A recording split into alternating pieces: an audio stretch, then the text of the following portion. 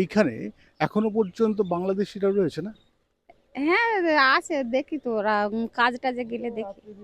কোথায়? মানে আজকেও দেখেছেন? না, আজকে এখনো দেখিনি। ওরা তো দিনও আনে বেরোচ্ছে না, ওরা তো রাতে রাতে বেরোয়। এখানে কোন দিকে চলে গেল বা মানে এখানে নেই গো, এখানে ছিল, এখান থেকে চলে গিয়েছে, গিয়ে আশেপাশে কোথাও আছে, লুকিয়ে আছে, আশেপাশে লুকিয়ে আছে, বুঝলে।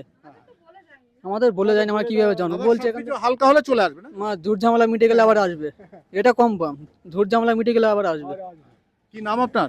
আমার নাম জিয়ারুল। রাজারহাট নিউ টাউনের এই বস্তিতে এখনো পর্যন্ত বাংলাদেশিরা রয়েছে, তাদের ঘর রয়েছে। বলছি দাদা একটু একটু আমার দিকে তাকান। বলছি ইয়ে বাংলাদেশিরা কোন ঘরে থাকে? হ্যাঁ, বলতে পারবো না। এই তো এক্ষুনি বললেন আমাকে। ছিল, চলে গিয়েছে। কোথায় গেছে? এখানে কোথায় আছে? এখানে ওই কোথায় আছে আমি জানি আমরা। আপনি যে এখানে বললেন ফ্ল্যাটে আছে, না, কোন ফ্ল্যাটে আমরা জানি না। মানে এখানে আছে এখনো? না, নেই।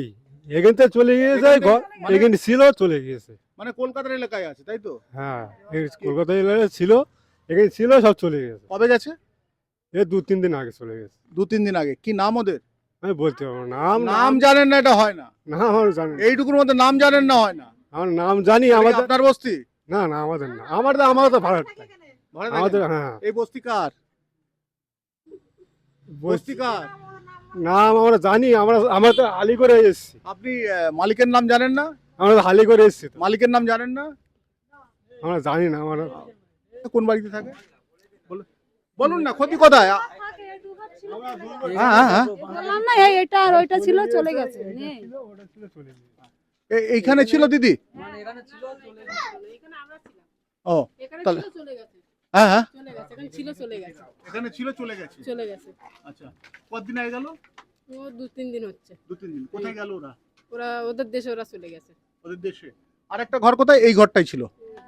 হ্যাঁ, তা এই ঘরে কেউ আছে? এই ঘরটার তালা লাগানো।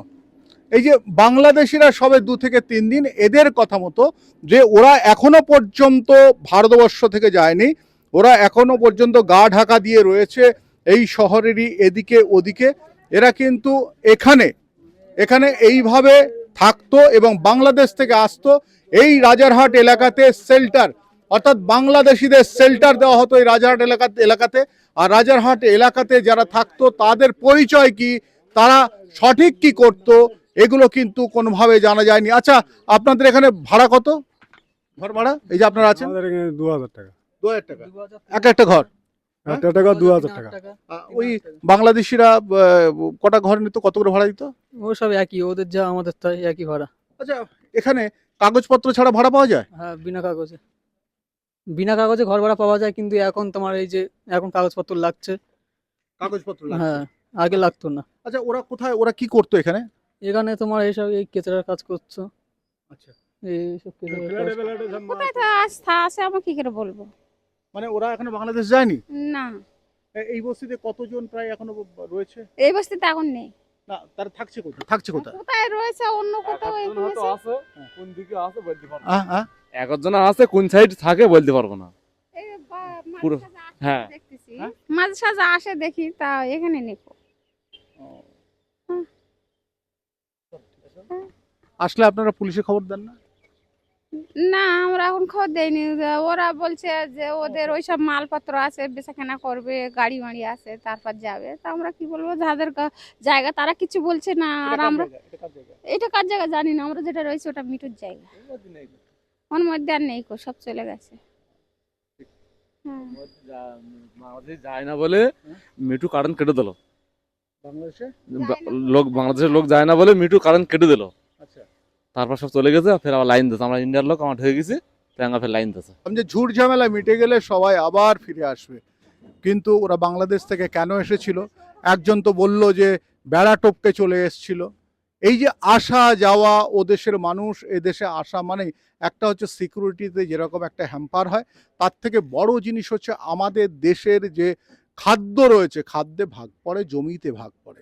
দেখুন, এটা আর একটা বস্তি, একেবারে দেখুন সব ভেঙে দিয়েছে।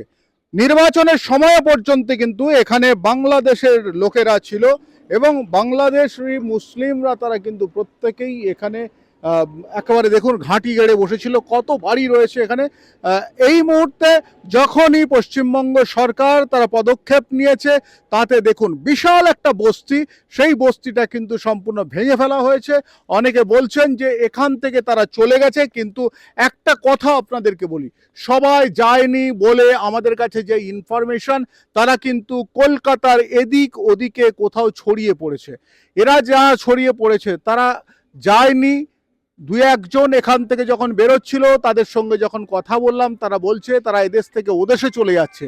সবাই কিন্তু অবৈধভাবে এদেশে এসছিল, অবৈধভাবে এখানে ঘাঁটি গেড়ে বসেছিল।